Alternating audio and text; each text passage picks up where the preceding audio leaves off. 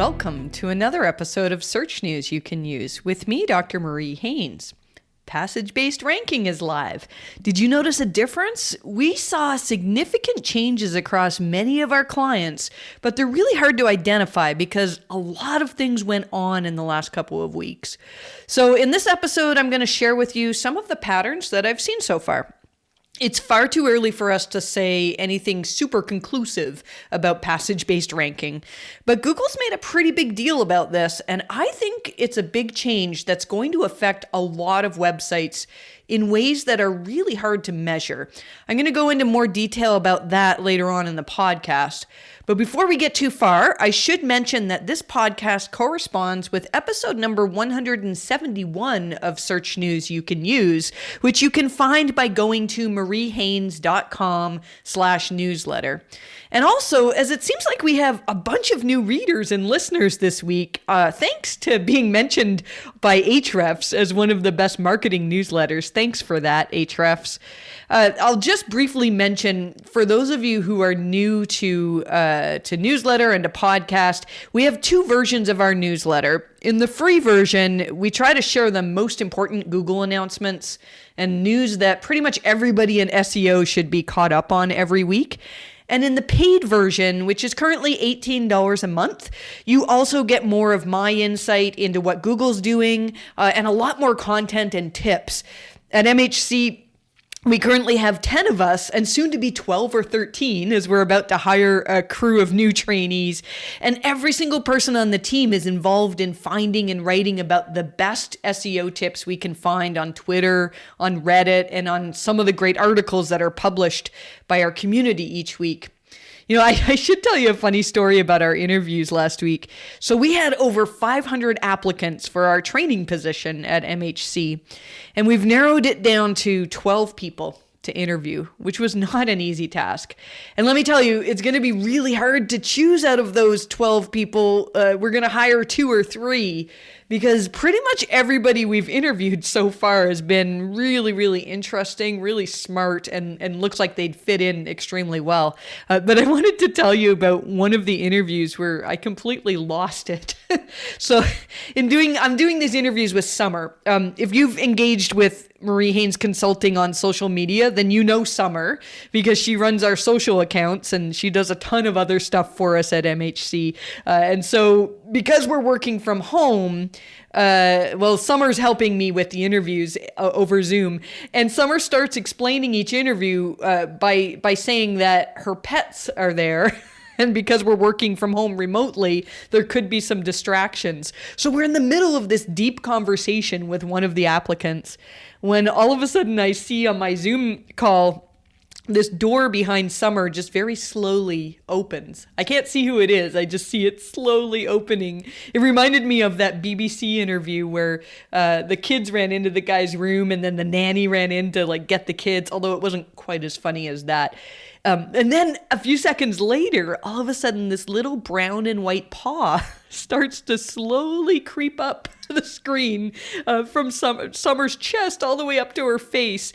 And her new little kitten was so desperate for attention that he was doing all he could to be noticed. So anyhow, that was a really good laugh. I've really enjoyed doing interviews this week, and we're going to be hiring a couple of people over the next few days. So that's exciting for us. So back to the SEO news. This week has been really exciting because Google actually released passage-based ranking.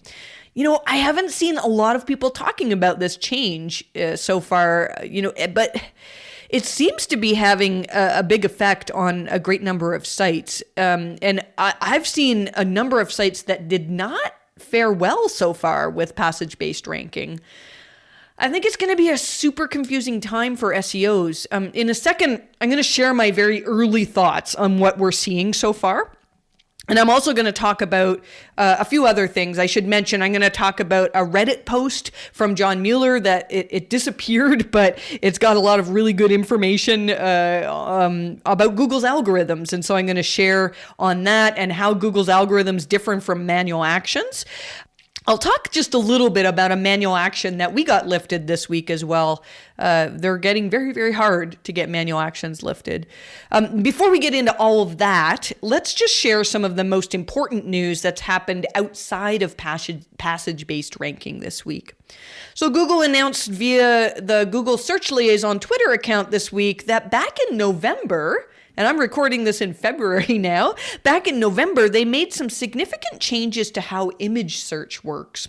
It involves reducing duplication in image search. I haven't thoroughly analyzed this. Actually, come on, I should probably be honest. I haven't analyzed this at all with all the stuff that's going on. We've got more information in the newsletter on this change, and also we've listed it in our list of known and suspected algorithm updates. You can find that at mariehaynes.com/algo.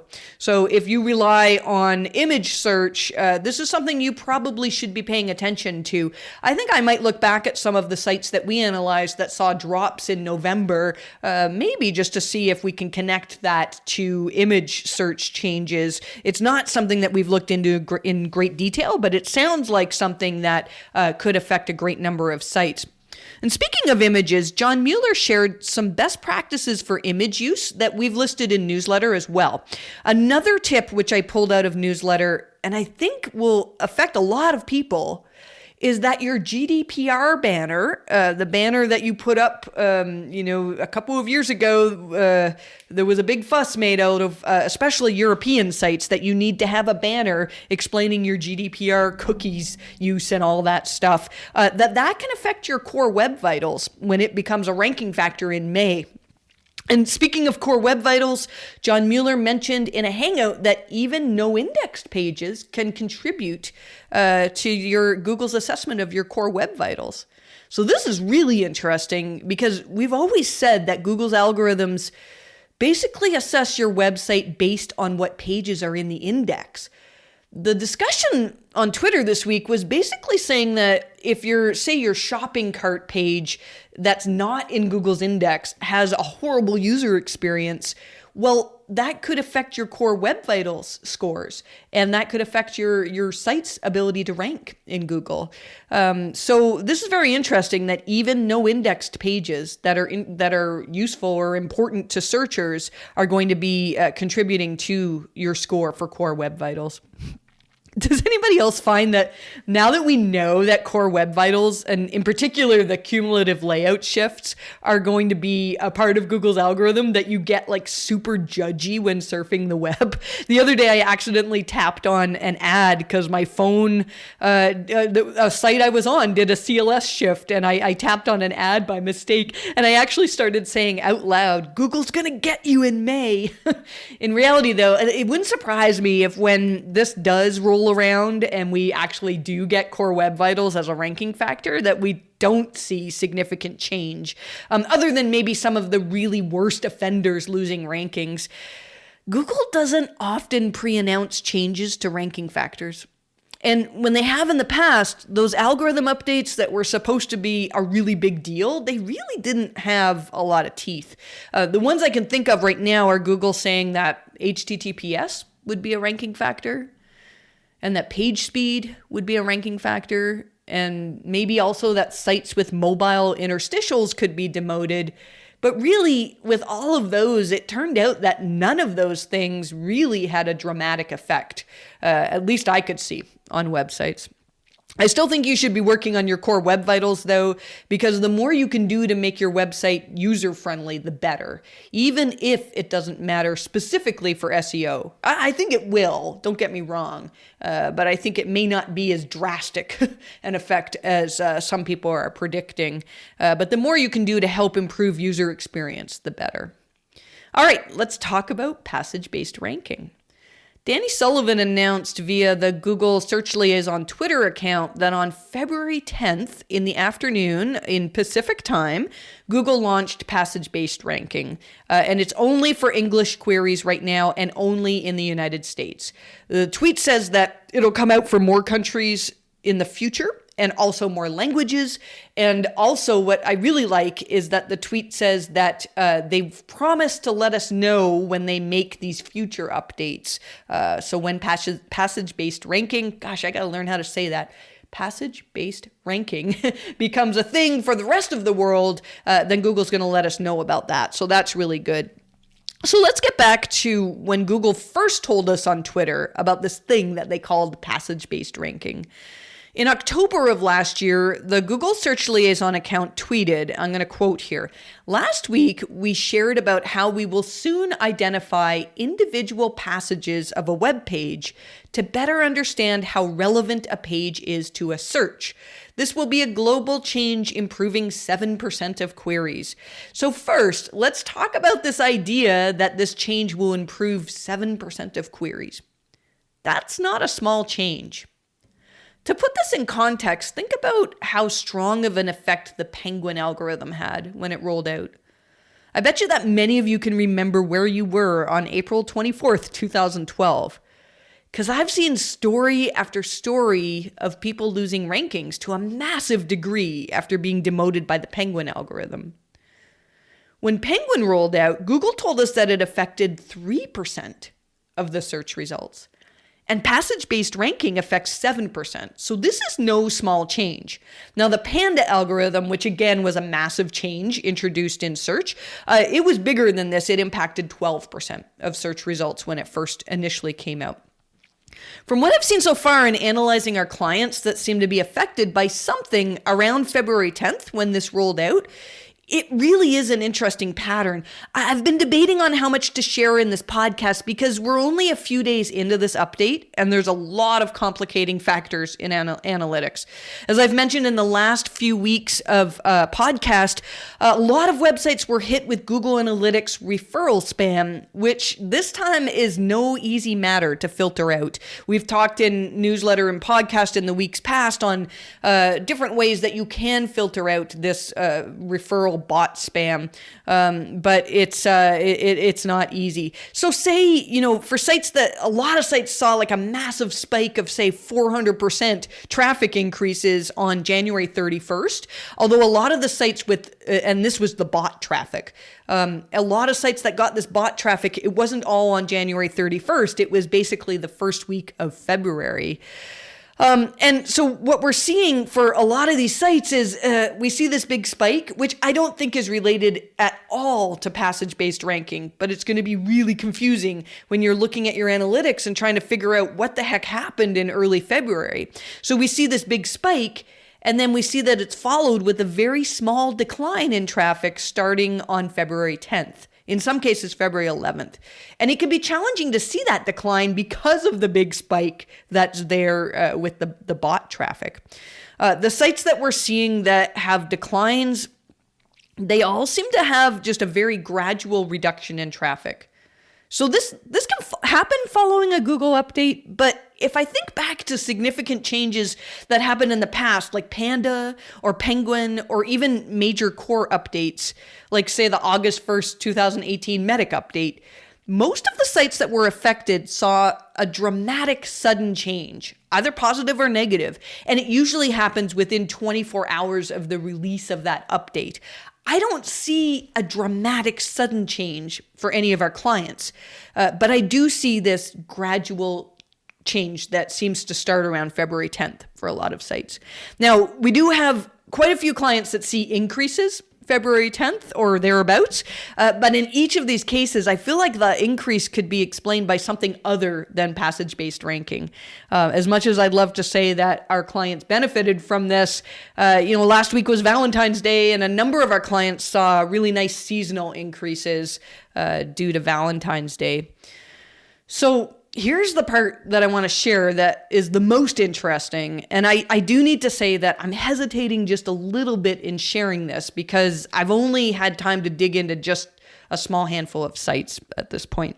Monday was Family Day here in Ontario. And for the first time in years, I actually took the day off and spent it with my family. I was super tempted to work on, I was going to start a whole guide to passage-based ranking and said, no, I'm going to spend time with my family instead. So since then, I've looked at a few of our clients, and there are some screenshots. For those of you who are premium newsletter subscribers, in newsletter, I've put some screenshots in there to demonstrate what we're seeing. What we're seeing is several clients have a really slow decline in traffic. and it starts February 10th. In some cases, it starts February 11th, which makes sense because Google said that this change rolled out in the afternoon of February 10th in Pacific Standard Time, which means that it would be into the evening for a lot of sites if you were on the East Coast of the US, perhaps. So a lot of these sites saw declines in traffic, but no substantial changes in their keyword rankings. Again, we're super early in this. Now, every site has fluctuation in keyword rankings on a day-to-day basis. There's certainly some keywords that went up or down a position or two. But usually, when we see that a particular site or maybe a particular page does poorly after an algorithm update, that reduction in traffic usually can be correlated to a reduction in keyword rankings. If you used to rank number 1 for your main keyword and an update knocks you down to, say, position 3, that's going to have a drastic effect. It's going to have a drastic impact in your traffic. But the sites that we've looked at so far, they're not seeing this sudden drastic drop. What we're seeing is a slow, gradual decline. My really early theory is that many of the sites that are seeing declines are sites that used to rank well because of their EAT and less because of relevancy. Let me explain that a little further. Let's say that I'm totally making this up, but let's say that my doctor put me on some new medication and I have some weird side effects that I think might be related to the medication. So me being an SEO, I Google with the least number of keywords that I can find, and I would Google something like side effects of X, whatever, if X is this medication. And Google's algorithms are probably going to show me a giant authoritative medical site that lists side effects. I'm probably going to see like WebMD or Mayo Clinic maybe at the top of the results. But often those side effects articles, they tend to have just general information. And they might not be really specific to what my actual question is.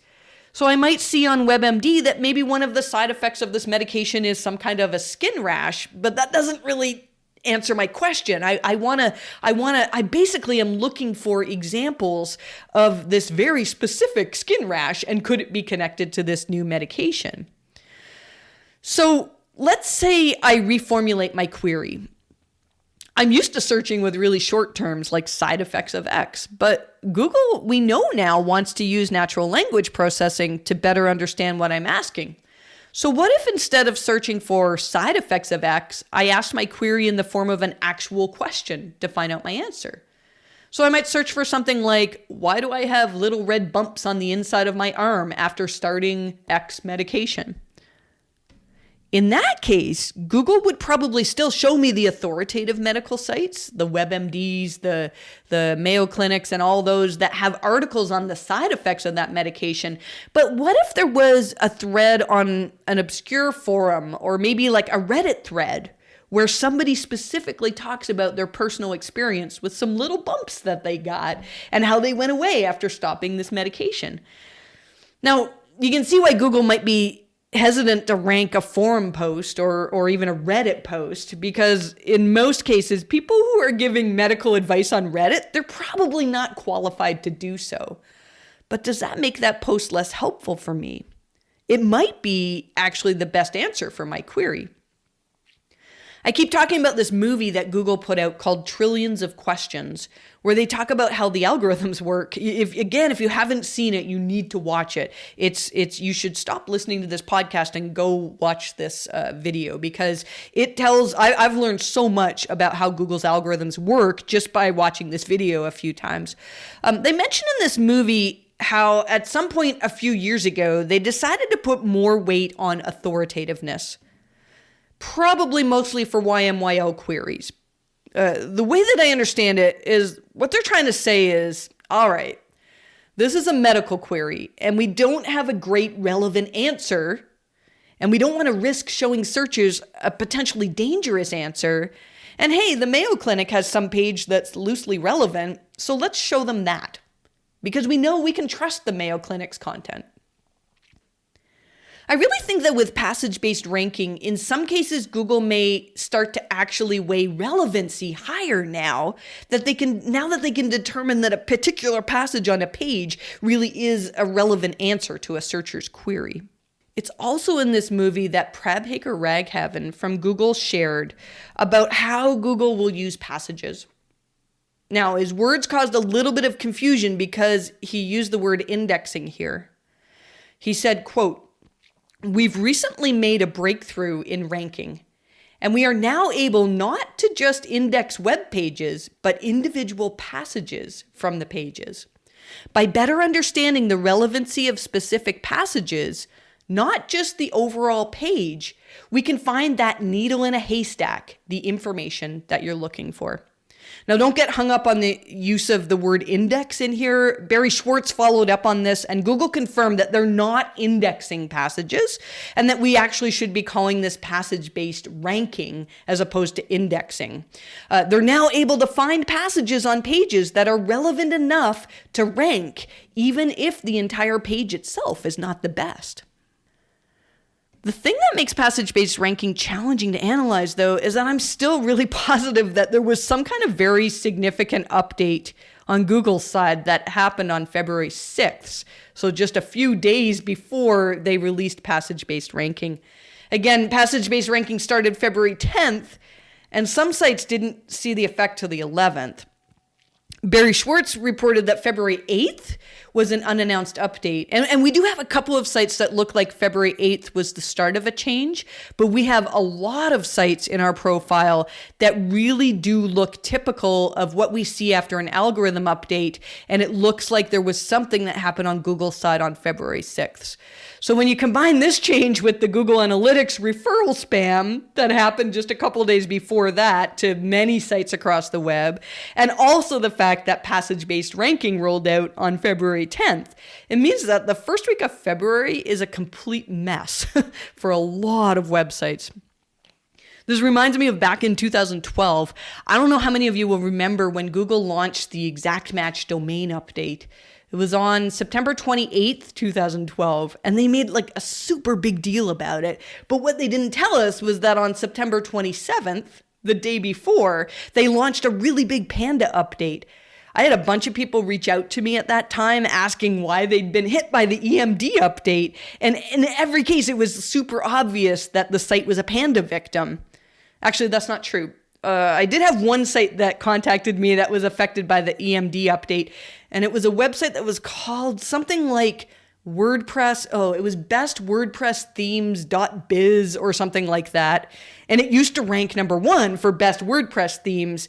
And then with the EMD update, it was like Google put less emphasis on the fact that they had the keywords in their domain name and they lost rankings. But pretty much every other site that was affected that week was hit by this unannounced Panda update.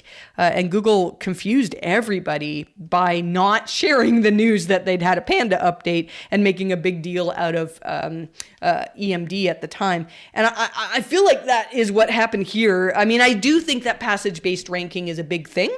And February 10th is a date that I'm probably going to be studying for quite some time. But I think that February 6th to 8th is something that I'm also going to be looking into for at least the next few weeks. So if I have anything I can share with you, I will. If your site was affected on either February 6th, February 8th, February 10th, and you want to share that with me on Twitter, I'd love for you to do that. You can tweet at me at Marie_Haynes. Just know that I might not be able to directly respond to you.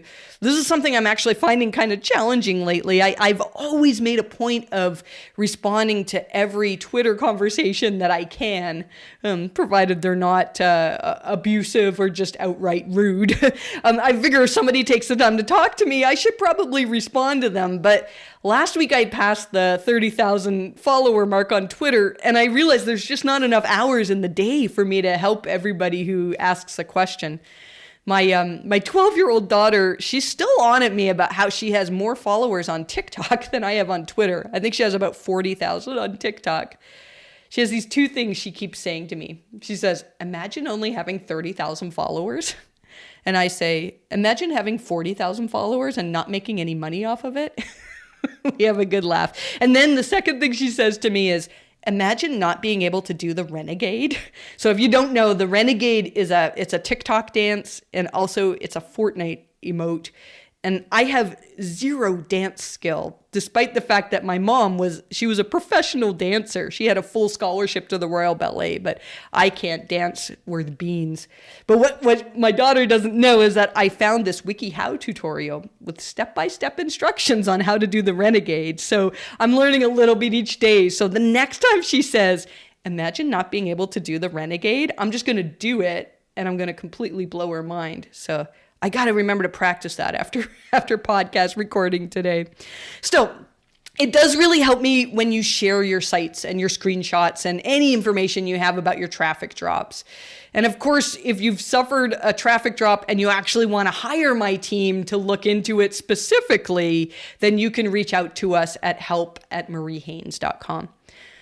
Okay, before we get on to this interesting stuff that John Mueller said about manual actions versus algorithmic actions, this is probably a good place for me to ask if you could drop a like.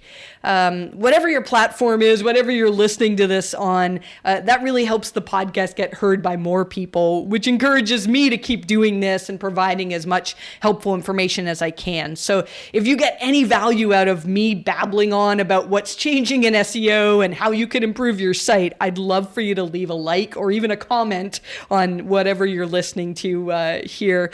And speaking of subscribing, we're going to be putting out some content on YouTube in a video format, some Q&A content soon. So if you're not already subscribed to the Marie Haynes Consulting Inc. YouTube account, I'd encourage you to do that now so you get notified when I answer these reader questions. I'm going to answer questions about EAT and traffic drops and things like that. All right, let's talk about this Reddit post where John Mueller chimed in, and then I guess he deleted his response. And I didn't really think anything he said there was contrary to what actually happens at Google, but I think that what he said opens up a lot of questions. And I suspect that John removed it because he knew that Barry Schwartz would write about it, and I would talk about it, and the whole SEO community would make a big fuss over this. So sure enough, not only did Barry write about it, but he included the full post on Search Engine Roundtable. The question on Reddit was called, what's the worst Google can do to a website if caught using black hat SEO tactics? Can I lose my website or get permanently de-indexed? So John chimed into this thread, and he gave his thoughts, and you can read the entire response on Search Engine Roundtable. I'm not going to read it all out. John started by saying that sites don't permanently get banned from Google. We know they can get de-indexed. We got an email this morning from Google for one of our clients that we've been trying for a while now to remove a pure spam manual action. And the email told us that we were successful with a reconsideration request, which is always good. But the whole time that this site was under the manual action, they were completely de-indexed. Now, I can't go into the specifics on that particular case, but the point that I'm trying to make is that even a site that Google thinks is pure spam and that Google has completely removed from their index, it can be fixed to the point where Google wants to include it in their index again. This case, we had to recommend changes in business practices for this site. And I wish I could share more with you, but pure spam is something that is very, very challenging to get removed. The problem, though, that we've seen for many sites that get a manual action is that they were only ranking successfully because they were pushing the limits of Google's guidelines. So we successfully got this particular site back in the index, but often what we'll see is that it's really challenging to rank once you get a manual action. And that's not because Google has some sort of lasting stigma on the site. Rather, if you were ranking, say, on the power of a private blog network, links from, a link wheel or something like that, and Google discovered this network, and then with the manual action, they stopped passing PageRank through those links. Removing that manual action is not going to give you back the power that those links once had. So it's super common to have a site that gets a manual action and then never ranks well after that again. But what sounds really interesting, though, is this part where he said, and I'm going to quote here, for everything else, so he's meaning for other than manual actions, there's a variety. He's talking basically here, he goes on to say this is Google's algorithms. Quote, there's a variety of ignoring the bad parts and focusing on the good, skipping for certain search features. For example, this site's not in news. And a broad drop in search ranking if the bad parts can't be separated that well. That last bit really makes sense to me. If you've seen a dramatic across-the-board drop in rankings with a Google update, especially a core update, and especially in the last couple of years, I really do think it's possible that Google's algorithms have placed the suppression on your site because they can't separate out the good from the bad. John also went on in this Reddit post to talk about how we should be ignoring when our competitors are using black hat methods. So let me explain that a little bit more. He said, and I'm going to quote here, people accidentally do black hat SEO by following bad advice, like use white text with your keywords. You know, that's something that used to work many years ago. If you stuffed a bunch of keywords on your page and then you made them the same color as the background, then Google's algorithms would see them, but searchers wouldn't. And that type of keyword stuffing, I mean, today, that's really easy for Google's algorithms to find and to just ignore. But let's say that you saw that your competitor was keyword stuffing and yet they're ranking above you. A lot of people would complain about that type of thing. People will say, well, my competitors, they're all ranking above me and they have unnatural links, or they have this other thing that's against Google's guidelines. And what I believe John's saying here is that often their algorithms can just ignore those tactics. And a site can rank in spite of the fact that they're trying to get away with things that break Google's guidelines. So you could argue that, well, if they were ignored, why don't I try them? Maybe some of those tactics would work for me. And if they're ignored, oh, well, who cares? I think that's where you can run into the problem that I just mentioned a few minutes ago, where John says that sometimes Google's algorithms, they can't separate out what's good from what's manipulative on your website. And if that's the case, then you can see drops across the board in terms of rankings and traffic. And then he talked about situations where he didn't say specifically were core updates, but I'm pretty sure that's what he was talking about. He said he was talking about seeing declines after an update that are related to Google not thinking your site is as relevant as it once was. Quote, he said, it's like when a radio station no longer plays your music because it's no longer considered great. You don't just change the drum samples. You kind of need to rethink what you're creating overall. And we see this all of the time. This is a really good example of how I feel passage-based ranking is going to work, or perhaps already working. You might already have an excellent website where you're doing nothing wrong, and maybe you're ranking for some queries that you weren't the most relevant for, but because your website is excellent and because Google can see that you're trustworthy and you've got authors with expertise, well, Google's algorithms in the past might have ranked you for queries where they couldn't figure out the question properly. Or maybe they couldn't figure out the answer to the query that's in your content properly. So now that they can use natural language processing to better understand the query and also the content that they want to match with that query, and now that they have passage-based ranking, they can be even more specific in saying, this particular paragraph is a really good match for this searcher's query.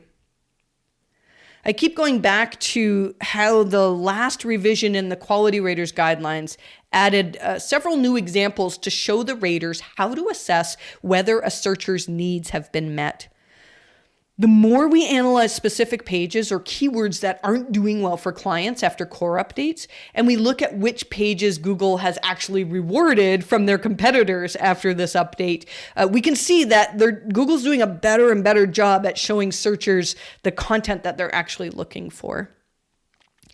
I think I'm going to end it here this week. I could keep talking forever about what Google does and passage-based ranking and my theories on what's happening. I'll definitely be looking more into passage-based ranking over the weeks to come, and I'll share as much as I can on what I learn about this. For now, I'm off to spend my afternoon figuring out an odd ranking issue. we still don't have an answer for this one site that can't rank for their brand name. So I think we're soon about to publish an article on it, and we'll reach out to you, the community, to see if you have any ideas to help us figure this out, because it's a very, very strange case. I hope you've enjoyed this episode, and as always, I wish you the best of luck with your rankings.